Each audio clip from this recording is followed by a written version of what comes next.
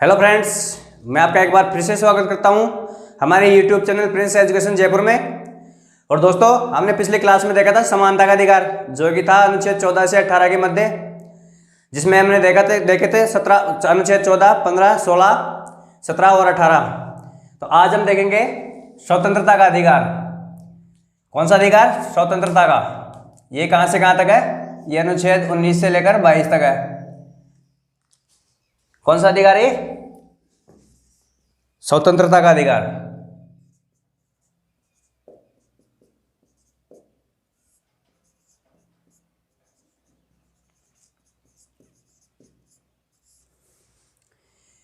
ये दोस्तों अनुच्छेद 19 से लेकर 22 के मध्य है। तो दोस्तों, इसका जो अनुच्छेद 19 है, कौन सा वाला? 19, इसमें लगभग 450 से ज़्यादा शब्द है। तो दोस्तों, ये अनुच्छेद सबसे लंबा शायद अनुच्छेद है भारतीय संविधान का। इसमें यह हमारे स्वतंत्रता से संबंधित बातें करता है और इसमें हमें 6 प्रकार की स्वतंत्रताएं दी गई है। मूल संविधान में 7 स्वतंत्रताएं थी, जिनमें एक संपत्ति का अधिकार जो था, संपत्ति की स्वतंत्रता, उसको हटा दिया कर कानूनी बना दिया गया। तो आज हम बात करते हैं अनुच्छेद 19 की। तो दोस्तों, अनुच्छेद जो 19 है, ये किससे संबंधित है? हमारी स्वतंत्रता से। कि भारतीय संविधान में हमें समानता दी गई अनुच्छेद 14 से 18 के मध्य। जब सारा समाज समान हो गया, तो उसके बाद में समान होने से क्या होता है? समान होने के साथ साथ स्वतंत्रता भी होनी चाहिए, तभी समानता का मतलब निकलता है। तो दोस्तों, अब देखेंगे हम अनुच्छेद 19 में हमें 6 प्रकार की स्वतंत्रता दी गई है। पहले ये 7 हुआ करती थी, जिनमें पहली है भाषण एवं अभिव्यक्ति की स्वतंत्रता। कौन सी? भाषण एवं अभिव्यक्ति।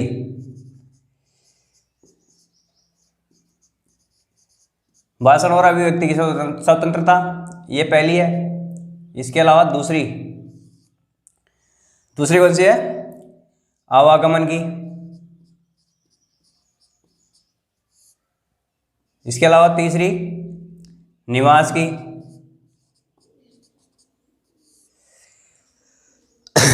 इसके अलावा दोस्तों जो है व्यवसाय की।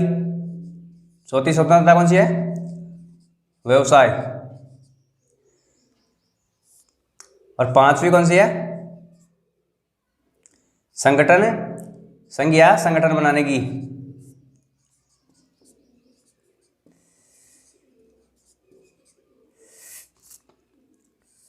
और इसके अलावा 6ठी, ये कौन सी है? सभा व सम्मेलन की।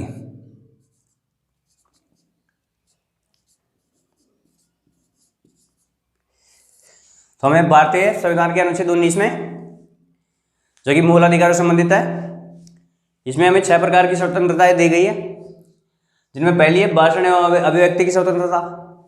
तो दोस्तों, हम स्वतंत्र भाषण देने के लिए स्वतंत्र हैं। और इसके अलावा अभिव्यक्ति मतलब हमें खुद को अभिव्यक्त करना। ये दोस्तों एक बड़ा शब्द है। इसका मतलब है कि हम वैसे बोल के भी खुद को अभिव्यक्त करते हैं, चुप रहकर भी खुद को अभिव्यक्त करते हैं। जैसे घर में लड़ाई हो जाती है कभी कभार, तो अब चुपचाप बैठ जाते हैं। जैसे खाना कल वालों ने दिया, हम नहीं खाएंगे, ऐसे ही घूम के बैठ गए चुपचाप, तो घर वाले समझ जाएंगे कि आराम से कि खाना नहीं खाएगा। तो हमने कैसे अभिव्यक्त किया? चुप रहकर, घूमकर। तो विभिन्न प्रकार से हम खुद को अभिव्यक्त कर सकते हैं। और इसके अलावा आवागमन कि देश में, दोस्तों इसमें एक चीज़ जरूरी चीज़ है कि देश जो राज्य की सीमा है उसके भीतर ही, तो देश में आवागमन होता है, देश में घूमना, ये केवल देश के अंदर है। अनुच्छेद 21 में बताया गया है कि देश से बाहर की स्वतंत्रता, बाहर घूमने के बारे में। और अनुच्छेद 19 में हमें बताया गया है देश के अंदर घूमने के बारे में, कि देश के अंदर घूमने की हमें स्वतंत्रता होती है उसमें दोस्तों। लेकिन ये जितने भी सारी स्वतंत्रताएं अनुच्छेद 19 के तहत हमें दी गई है, इन पर कुछ युक्त प्रतिबंध होते हैं। तो दोस्तों, हम कहीं भी भारत में निवास कर सकते हैं। तो इससे पहले ऐसा था कि जम्मू कश्मीर, उसमें हम निवास नहीं कर सकते, वहाँ पे हम अपना मकान वगैरह नहीं बना सकते थे। हाँ, जाकर किसी काम वगैरह से रह सकते हैं, लेकिन हम वहाँ पर ज़मीन खरीद कर नहीं रह सकते थे। लेकिन भारत में और हर जगह हम रह सकते हैं। और इसके अलावा जो जनजातीय क्षेत्र है, दोस्तों वहाँ पे ऐसा था। और इसके अलावा व्यवसाय, दोस्तों व्यवसाय का मतलब है कि व्यापार या जो भी पैसा जिससे अपन क्या अपना जीवन निर्वाह कर सके, ऐसी चीज़ें करने की स्वतंत्रता भारत में दी गई है। लेकिन इन पे भी कुछ युक्त प्रतिबंध लगाए गए हैं दोस्तों, वो हमें आगे देखते हैं। और संघ या संगठन, दोस्तों संघ या सभा या संगठन बनाने की स्वतंत्रता भी भारत में दी गई है। जैसे कि आप एक ग्रुप बना सकते हो अपना और शांतिपूर्ण सभाएं कर सकते हो, ऐसे कुछ कार्य आप कर सकते हो, इसके लिए आपको छूट दी गई है। जैसे कोई कंपनी बनाना, ऐसी चीज़ें कि इसके अंदर आएगी संघ या संगठन की सभा स्वतंत्रता के अंदर। और सभा व सम्मेलन, दोस्तों हम सार्वजनिक ऐसी सभाएं भी कर सकते हैं और सम्मेलनों का आयोजन भी कर सकते हैं। तो इन पर दोस्तों कुछ युक्त प्रतिबंध है। जैसे स्वतंत्रता है, हमें स्वतंत्रता का अधिकार तो दिया गया है, लेकिन इन पर क्या है, कुछ प्रतिबंध लगाए गए हैं जो कि देश के क्या किससे संबंधित है, अपने देश की या फिर लोगों की सुरक्षा से संबंधित है। जो कि अनुच्छेद 19 का भाषण एवं अभिव्यक्ति की स्वतंत्रता है। दोस्तों इसको क्या किया जा सकता है, इस पर प्रतिबंध कब लगाया जा सकता है, जब देश की क्या हो, देश की एकता और अखंडता का मामला हो, एकता व अखंडता का मामला हो। दूसरा संप्रभुता,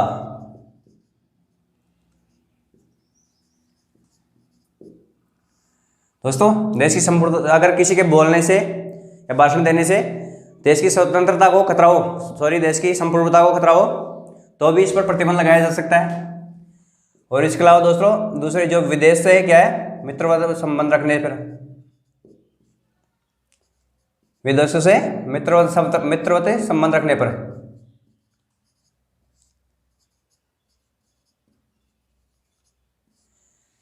दोस्तों विदेशी जो दूसरे देश हैं उनसे भारत सरकार के रिलेशन होते हैं, जिनमें राजनीतिक भी होते हैं, आर्थिक, सभी प्रकार के रिलेशन रखने पड़ते हैं आज के टाइम में। तो अगर दोस्तों उनसे अगर किसी के भाषण या अभिव्यक्ति से अगर दूसरे देश से हमारे मित्र संबंधों में फर्क पड़ता है, बिगड़ते हैं, तो भी इस पर क्या है, युक्त प्रतिबंध लगाया जा सकता है। और इसके अलावा दोस्तों किसमें, लोकहित के संदर्भ में, लोकहित के संदर्भ में, मानहानि के संदर्भ में, ये कुछ 7-8 प्रकार के प्रतिबंध भाषण एवं अभिव्यक्ति पर लगाए जा सकते हैं।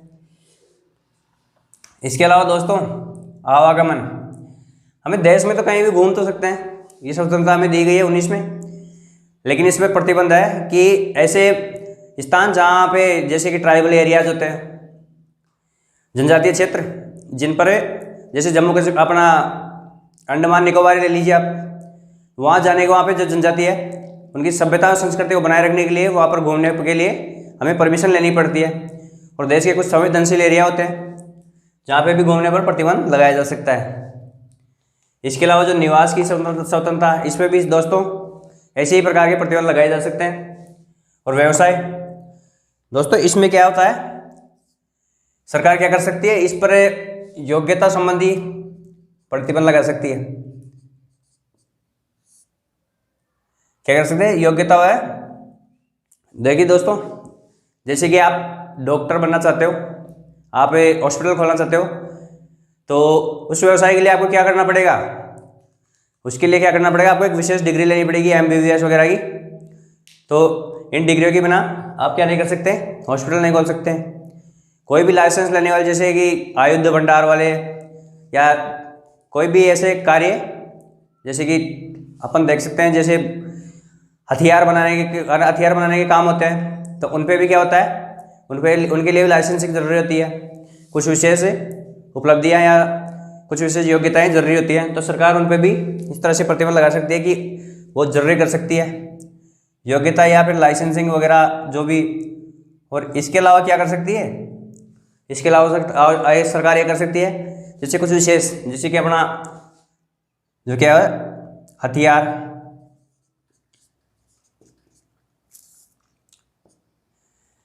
दोस्तों हथियार को हटा दीजिए आप। इसके अलावा ले लीजिए आप अपने जो सेना से संबंधित सामान होते हैं,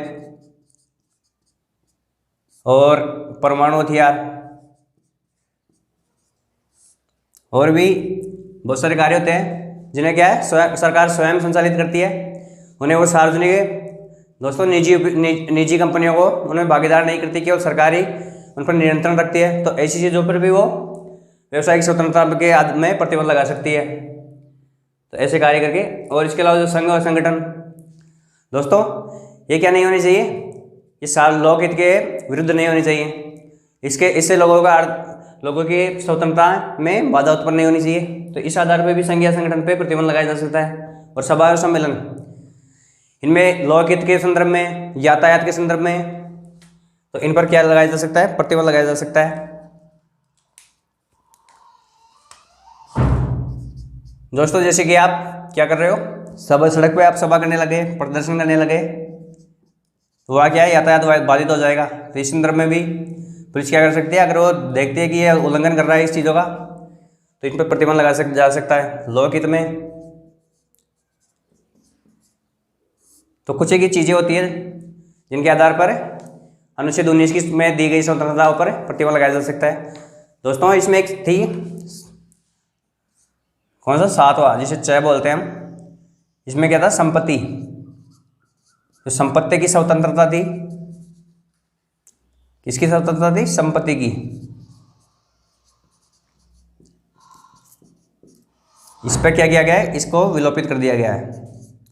इसको क्या गया है, समाप्त कर दिया गया। इसे एक कानूनी अधिकार बना दिया गया। तो दोस्तों ये स्वतंत्रता दिन में से 7वीं अपन क्या कर दी है, विलोपित कर दी गई है। तो एक बार इसका स्क्रीनशॉट ले लीजिए, फिर हम आगे देखते हैं।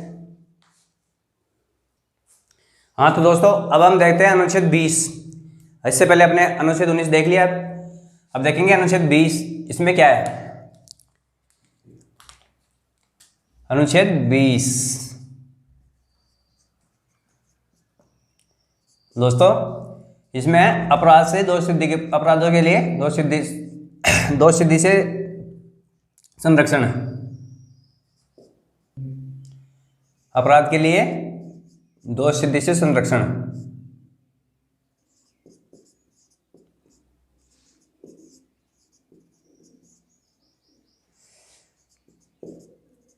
संरक्षण दोस्तों इसका मतलब क्या है,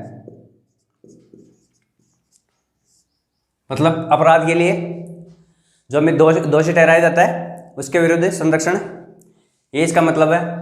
इसमें दोस्तों 3 प्रकार की स्वतंत्रताएं हमें दी गई है। तो दोस्तों इसमें हम देखते हैं, पहला क्या है, भूतलक्षी दांडिक विधान।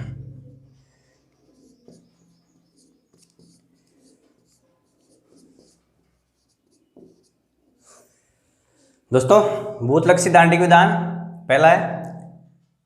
इससे क्या, इसका मतलब है दोस्तों कि उस घटना के समय जो विधान था, घटना के पश्चात विधान जो क्या था,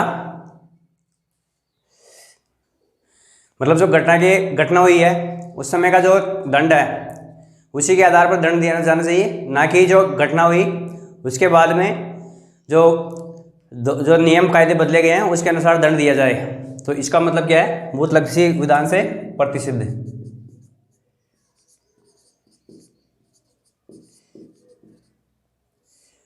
मतलब घटना हुई, जो घटना हो रही है, जैसे कि मान लीजिए आज किसी ने अपराध कर दिया, आज का है 2021 चल रहा है, तो इस समय जो कानून है उसी के हिसाब से उसे दंड दिया जाना चाहिए। जैसे कि आज किसी ने अपराध कर दिया और उसे सजा कब मिल रही है, 2025 में, तो उसे 2025 के कानून के हिसाब से सजा ना देकर जो आज प्रेजेंट टाइम में अपराध किया है इस समय जो कानून है उसी के हिसाब से सजा मिलेगी। इसी का मतलब क्या है, भूतलक्षी दांडिक विधान, मतलब ये जो घटना के समय विधान है, जो घटना के पश्चात विधान है उसका क्या है, प्रतिषेध करता है।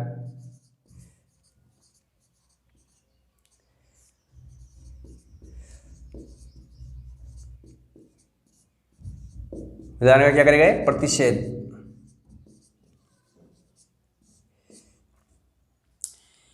और इसके अलावा दोस्तों दूसरा है क्या, दोहरा दंडादेश। दोहरा दंडादेश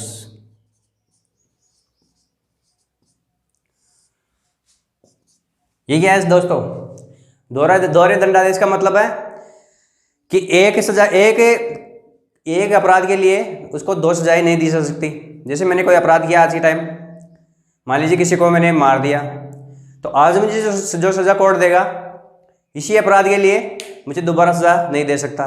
तो इसका मतलब क्या है? सीधा सा मतलब यही है कि एक अपराध के लिए एक सजा।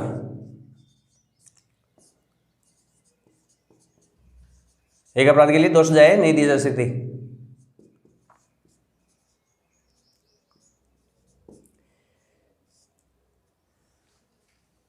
और दोस्तों तीसरा है कि स्वयं को क्या नहीं करना? मजबूर।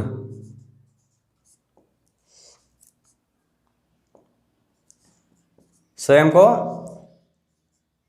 अपराध के संदर्भ में क्या नहीं करना? भाषण देने के लिए, गवाही देने के लिए मजबूर ना करना।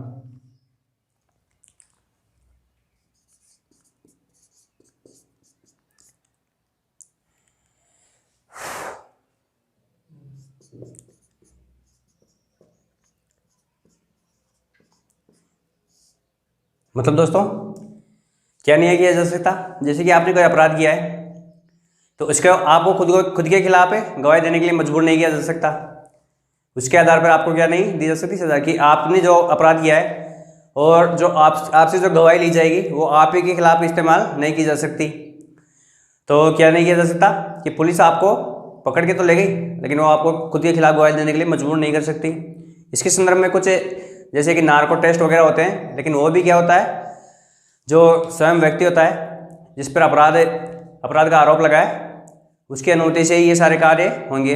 वो अगर अनुमति देता है नार्को टेस्ट वगैरह की तो ही उसके खिलाफ नार्को टेस्ट वगैरह किए जाएंगे, वरना नहीं कर सकते। मतलब अपराध में फंसाने के लिए, मतलब उसकी गवाही के लिए आदि के लिए मजबूर नहीं किया जा सकता। क्या नहीं किया जा सकता? गवाही देने के लिए मजबूर नहीं किया जा सकता।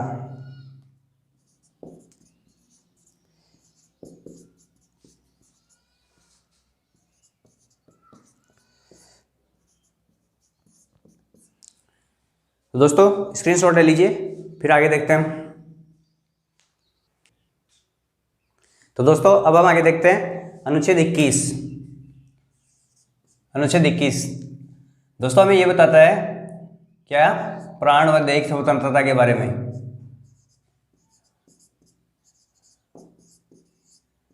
ये कौन सी स्वतंत्रता देता है हमें? प्राण व दैहिक स्वतंत्रता। मतलब इसका मतलब ये है, ये गारंटी देता है हमें अनुच्छेद 21 कि व्यक्ति को प्राणों और उसकी दैहिक स्वतंत्रता की रक्षा की जाएगी। उसे एक विधि द्वारा स्थापित प्रक्रिया के अलावा उसे क्या नहीं किया जा सकता? प्राण और दैहिक स्वतंत्रता से वंचित नहीं किया जा सकता। तो दोस्तों इसमें एक शब्द है विधि द्वारा स्थापित प्रक्रिया। विधि द्वारा स्थापित प्रक्रिया।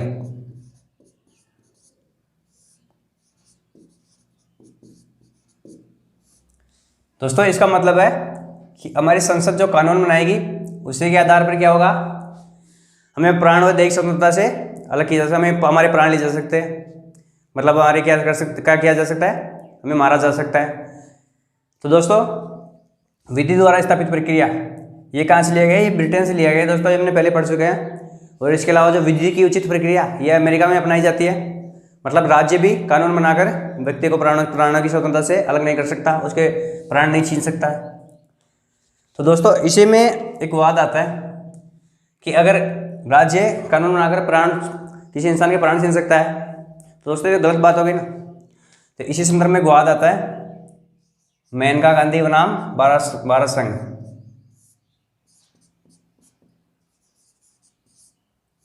मेनका गांधी बनाम भारत संघ।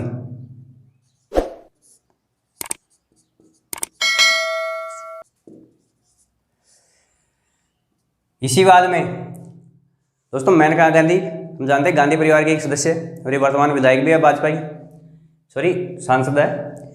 तो दोस्तों मेनका गांधी इन्होंने सुप्रीम कोर्ट में इसी को लेकर केस किया और उस पर सुप्रीम कोर्ट ने निर्णय दिया कि जो इसमें प्राण और दैहिक स्वतंत्रता में केवल प्राणों की और देह की स्वतंत्रता, शारीरिक के अस्तित्व ही नहीं कि मतलब व्यक्ति का शारीरिक अस्तित्व ही नहीं बल्कि उसके गरिमापूर्ण जीवन जीने की स्वतंत्रता भी शामिल होती है। कैसी? कि कैसे शारीरिक व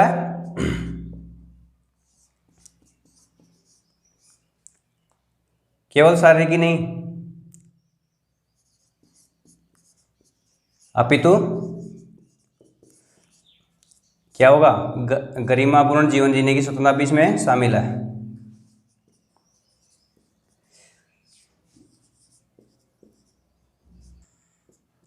तो दोस्तों ये सुप्रीम कोर्ट की टिप्पणी थी मेनका गांधी बनाम भारत संघ मामले में कि व्यक्ति का शारीरिक अस्तित्व ही नहीं बल्कि उसका गरिमापूर्ण जीवन जीने का अधिकार भी अनुच्छेद 21 के तहत प्राण और देह की स्वतंत्रता में शामिल है। तो दोस्तों अगर किसी व्यक्ति को जीवन जीने की स्वतंत्रता मतलब उसका जीवन तो नहीं छीना जाएगा लेकिन उसको क्या रखा जाएगा, बेड़ियों में जकड़ के रखा जाएगा, मतलब उसको कोई भी स्वतंत्रता नहीं दी जाएगी, तो वो क्या होगा, उसका जीने का कोई मतलब थोड़ी है। तो इसीलिए उसको एक गरिमापूर्ण जीवन जीने की स्वतंत्रता भी इसमें शामिल की गई है और ये स्पष्ट किया गया मेनका गांधी बनाम भारत संघ में। तो दोस्तों यह अनुच्छेद ऐसा है कि इसमें लगभग हमने 29 या 30 प्रकार की स्वतंत्रताएं शामिल की गई है, जिसमें हमारे सोने की, खाने की, अच्छे स्वास्थ्य की, अन्य बहुत सारी स्वतंत्रताएं शामिल की गई है। तो दोस्तों इसमें एक चीज़ देख रहे हैं हम कि प्राण और देह की स्वतंत्रता, मतलब जीने की स्वतंत्रता तो इसमें है, लेकिन क्या व्यक्ति को मरने की स्वतंत्रता भी है? क्या व्यक्ति अपनी इच्छा से मर भी सकता है? तो दोस्तों ये हम देखते हैं। इससे पहले आप क्या कर लीजिए, स्क्रीनशॉट ले लीजिए। हाँ तो दोस्तों आपने स्क्रीनशॉट ले लिया। अब हम देखते हैं कि जीवन जीने के साथ साथ क्या हम मर भी सकते हैं, स्वतंत्रता पूर्वक है, क्या हमें मरने का भी अधिकार हमारा संविधान देता है? तो दोस्तों इसी में हम देखते हैं अनुच्छेद 21 में ही एक मामला आया था, कौन सा, ज्ञानकौर बनाम पंजाब राज्य।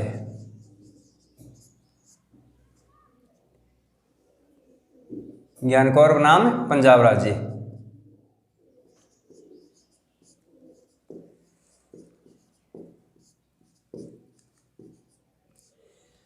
दोस्तों इस मामले में हाईकोर्ट ने कहा कि व्यक्ति को क्या है, जीने का अधिकार तो है लेकिन वो अपनी इच्छा से नहीं मर सकता है। जैसे कि अपन क्या करते हैं, आत्महत्या का प्रयास करते हैं, तो अगर हम बच जाते हैं तो हमें पकड़ के जेल में डाल दिया जाता है।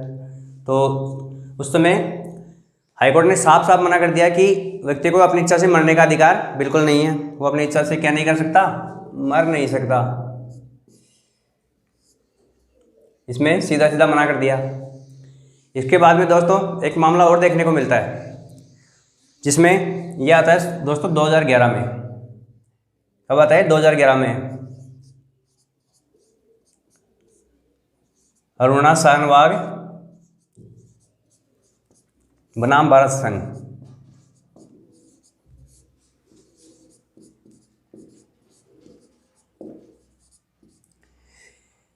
दोस्तों ये कब आता है? ये आता है 2011 में, और ये मामला आया था 1996 में। ये मामला 1996 में आया था। इसमें हाईकोर्ट द्वारा साफ साफ मना कर दिया गया था कि व्यक्ति को इच्छा से मरने का अधिकार नहीं है।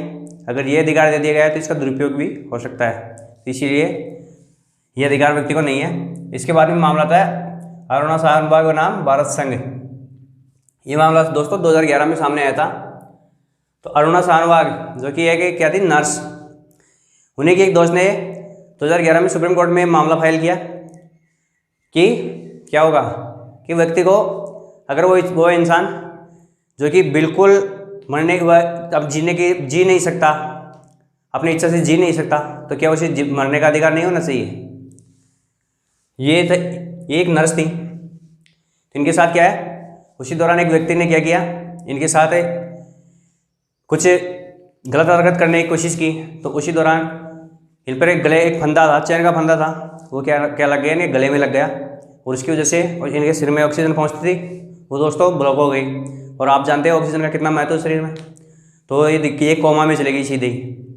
तो फिर जब ये 30 साल दोस्तों लगभग 40 सालों तक ये कोमा में पड़ी रही, तो इनके सारे शरीर के बहुत सारे अंगों ने काम करना भी बंद कर दिया था।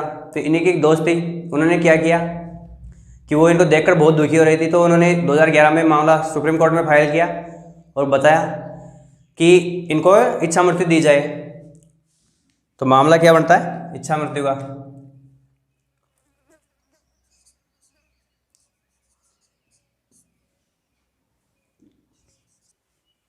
तो दोस्तों इच्छा मृत्यु ये क्या होती है? इसमें दोस्तों दो प्रकार की चीज़ रहती है। एक तो क्या, एक्टिव, और दूसरा पैसिव। इसका मतलब क्या होता है दोस्तों? सक्रिय और इसका मतलब क्या होता है? निष्क्रिय।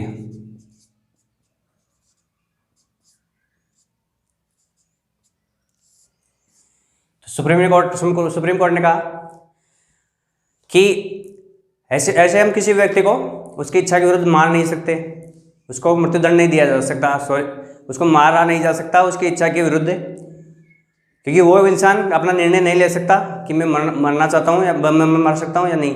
तो ऐसे इंसान को हम मार नहीं सकते क्योंकि कुदरत के नियमों के खिलाफ होगा। तो उसमें क्या किया जा सकता है? उसको निष्क्रिय मृत्यु दी जा सकती है, मतलब सक्रिय नहीं, एक्टिव होकर उसको हम नहीं मार सकते। कैसे मार सकते हैं? पैसिव होकर। तो दोस्तों ये होता क्या है एक्टिव में? बताऊं दोस्तों आपको, एक्टिव में होता है क्या? ऐसी जो जहरीली दवा, जहर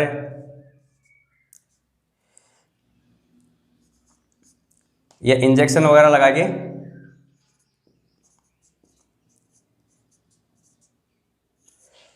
आदि से क्या किया जा सकता है दोस्तों? किसी इंसान को मारा जा सकता है। तो ये क्या होगा? कुदरत के नियमों के खिलाफ होगा। हम उसको इस तरह से नहीं मार सकते, लेकिन उसको क्या है? निष्क्रिय मृत्यु हम दे सकते हैं। ये सुप्रीम कोर्ट ने अपने निर्णय में कहा कि एक व्यक्ति को सक्रिय एक्टिव होकर तो उसको नहीं मारा जा सकता, लेकिन उसको क्या है? निष्क्रिय होकर मारा जा सकता है। तो निष्क्रिय होकर कैसे मारेंगे दोस्तों हम? इसमें हम मारेंगे दोस्तों उसको ये जो दवाइयाँ होती हैं वो क्या हम रोक सकते हैं, जो उसके जीने के लिए दोस्तों जो दवाइयाँ ज़रूरी होती है वो हम रोक सकते हैं। इसके अलावा जो दोस्तों जो लाइफ सपोर्ट सिस्टम, जिसे हम क्या बोलते हैं? वेंटिलेटर, जो कि दोस्तों इस कोरोना के दौर में आपने बहुत ज़्यादा सुना होगा वेंटिलेटर, जिसके हिंदी में बोलते हैं जीवन रक्षक यंत्र या लाइफ सपोर्ट सिस्टम। तो दोस्तों ये चीज़ें क्या कर सकते हैं हम? इसके हटा सकते हैं, इन्हें क्या कर सकते हैं? हटा सकते हैं। तो कोई भी व्यक्ति अगर वो कोमा की स्टेज में है या फिर वो वैसे जी नहीं सकता ऐसी स्टेज में है, तो आप क्या कर सकते हैं? उसको एक जो दवाई उसके जीने के लिए ज़रूरी है वो उसकी बंद कर सकते हैं, तो अपने आप मर जाएगा। और जिसका वेंटिलेटर लाइफ सपोर्ट सिस्टम है, अगर वेंटिलेटर पे है कोई व्यक्ति और तो उसका क्या कर सकते हैं? वेंटिलेटर हटा देंगे तो उसकी क्या मृत्यु हो जाएगी। तो हमने डायरेक्ट तो नहीं मारा उसको, इनडायरेक्ट रूप से हम उसको मार देंगे। तो इससे क्या हो जाएगा? उसे हमने कैसी मृत्यु दी? पैसिव, मतलब निष्क्रिय मृत्यु दी। और एक्टिव होकर हमने नहीं दी, तो आपने एक प्रकार से अपराध किया भी नहीं, मतलब उसको क्या नहीं किया आपने? खुद से नहीं मारा, उसे मरने के लिए छोड़ दिया केवल आप। तो ये कार्य भारत में किया जा सकता है, मतलब ये भारत में क्या है? लीगल है। तो ये तो किया जा सकता है और ये बिल्कुल नहीं किया जा सकता। तो इसे तो ये चीज़ भारत में लीगल है, इस तरह से भारत में मृत्यु दी जा सकती है, ऐसा सुप्रीम कोर्ट ने अपने 2011 के निर्णय में कहा। और उसी आधार पर अरुणा शानभाग थी, उनको क्या दिया गया? इच्छा मृत्यु दी गई, मर्सी किलिंग दी गई उनको। तो इस तरह से मर्सी किलिंग अब पैसिव होकर दी जा सकती है, डायरेक्ट नहीं दी जा सकती, मतलब एक्टिव होकर नहीं दी जा सकती। तो इसका स्क्रीनशॉट ले लीजिए आप, फिर आगे देखते हैं हम। हाँ तो दोस्तों हमने अभी देखा था कि किस तरह से पैसिव होकर व्यक्ति को मृत्यु दी जा सकती है। अगर डॉक्टर प्रमाणित कर दे कि ये अब इसका शरीर का सारे अंग काम करना बंद कर चुके हैं या फिर ये जी नहीं सकता अब, तो उसको हम पैसिव होकर मृत्यु दे सकते हैं। अब आगे देखते हैं हम कि शुरुआत में बात की थी हमने कि गरिमापूर्ण जीवन जीने के लिए क्या हुआ? 21 संविधान के भाग 21 में है, सॉरी भाग 21 में नहीं, जो अनुच्छेद 21 है इसमें क्या है? इस स्वतंत्रता में दी गई है कि गरिमापूर्ण जीवन जीने की। तो दोस्तों शिक्षा एक ऐसी चीज़ है कि उसके साथ आदमी आसानी से गरिमापूर्ण जीवन जी सकता है। तो जो अनुच्छेद 21 है इसी में एक भाग और जोड़ा गया 21A। ये कब जोड़ा गया दोस्तों? ये जोड़ा गया 2002 में। कौन से संविधान संशोधन द्वारा दोस्तों? 86वां। इससे क्या जोड़ा गया?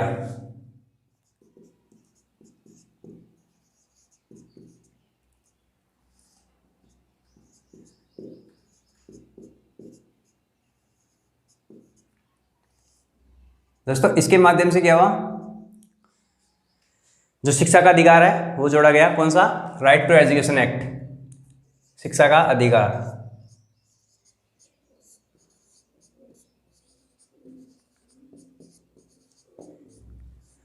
हमारा जो शिक्षा का अधिकार राइट टू एजुकेशन एक्ट है,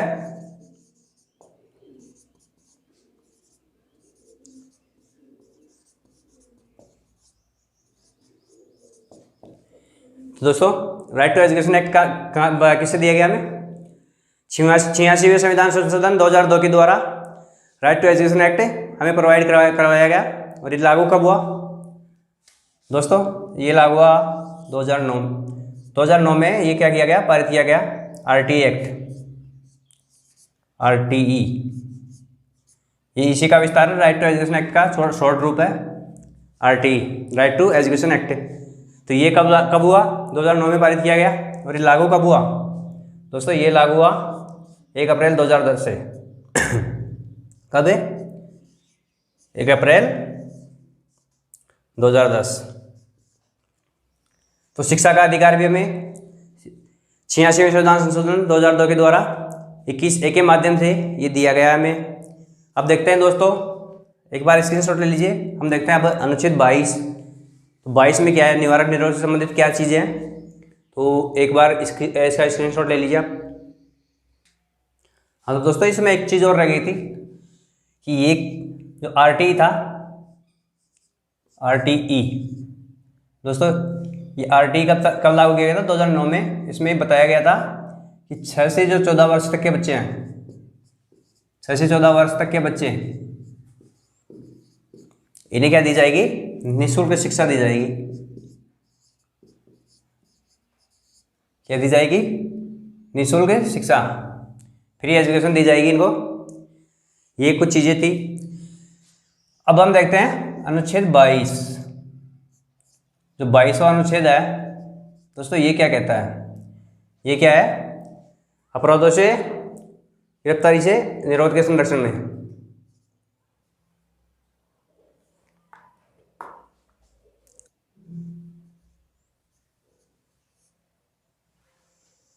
गिरफ्तारी एवं निरोध से संरक्षण।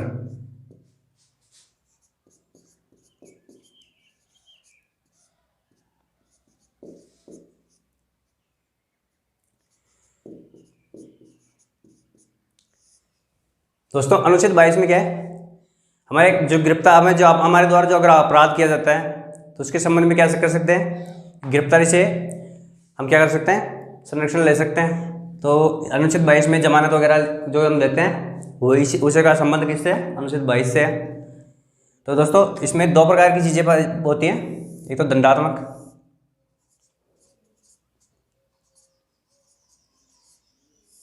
दंडात्मक है, निरोध है। दूसरा क्या है दोस्तों? दूसरा है निवारक निरोध।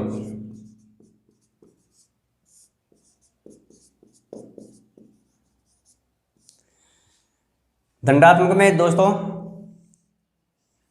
अगर आपको क्या किया जाता है? आपको गिरफ्तारी का कारण बताना होगा पहले। अगर आपको गिरफ्तार किया जा रहा है तो उसका क्या होगा? कारण बताना होगा।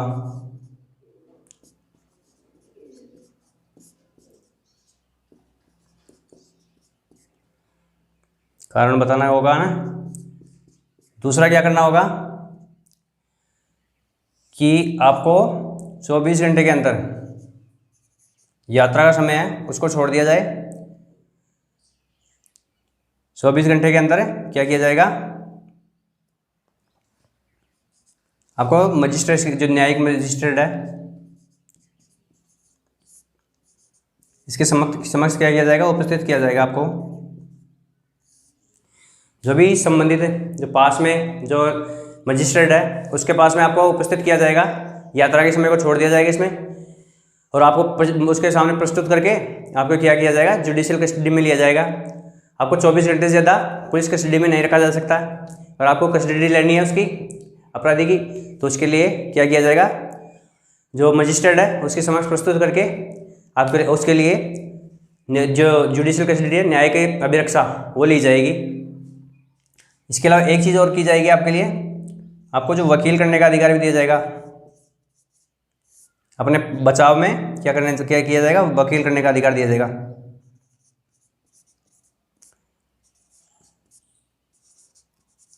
ये आपको प्रोवाइड करवाया जाएगा वकील। तो ये चीज़ें दंडात्मक निरोध में आती है। अब दोस्तों आ जाता है अपना निवारक निरोध। दोस्तों इसमें क्या होता है, ऐसा कोई अपराध तो दोस्तों जिसके होने की आशंका हो, जैसे कई बार होता है कि आतंकवादी हमला या ऐसे कुछ चीज़ें, जैसे दंगे भड़कने की आशंका हो या अन्य और कोई चीज़ें अगर पहले से होने की आशंका हो, तो उसके आरोप में भी आपको क्या है, पहले गिरफ्तार किया जा सकता है। जो आगे अगर आपके बाहर होने से ऐसी चीज़ें हो सकती है, तो आपको क्या किया जा सकता है, गिरफ्तार किया जा सकता है। तो ऐसी चीज़ें निवारक निरोध में आती हैं। इसमें दोस्तों आपको क्या किया जाएगा, जो 3 महीने से ज़्यादा नहीं रखा, अब न्यायिक अभिरक्षा में नहीं रखा जा सकता, 3 महीने से ज़्यादा नहीं रखा जा सकता।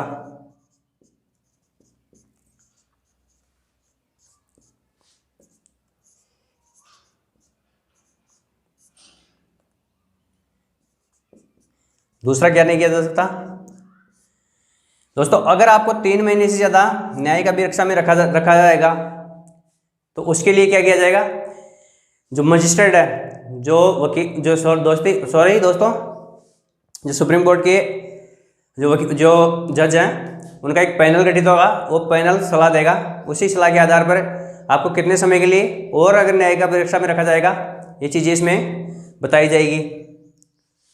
क्या होगा, मजिस्ट्रेटों का पैनल।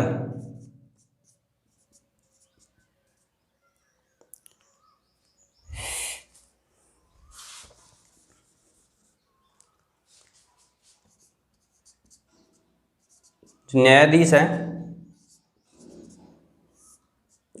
इनका क्या होगा, एक पैनल गठित दिया जाएगा।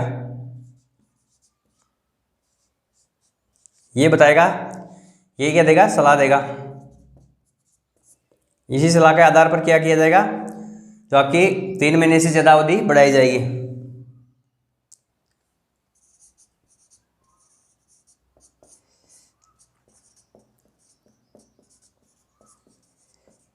जो आपकी न्यायिक अभिरक्षा की अवधि है, वो क्या की जाएगी, बढ़ाई जाएगी।